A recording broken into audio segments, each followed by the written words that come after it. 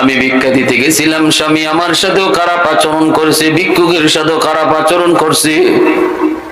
এরপরে আমার স্বামী সহায় সম্পদের মধ্যে আস্তে আস্তে ক্ষতি আর লস লস লস ধস নামলো। অল্প দিনের ভিতরে সে আমাকে পর্যন্ত রাখতে পারলো না।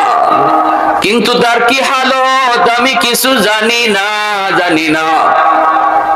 আজকে আমি যখন ওই ভিক্ষুকের চেহারার দিকে তাকাইলাম, তাকায় দেখি এই ভিক্ষুক অন্য কেউ নয়, আমার আগের স্বামী যে এক সময় জমিদার ছিল, এই জমিদারকে আল্লাহ পাক ভিক্ষুক বানায় আপনার ঘরে পাঠাইছে।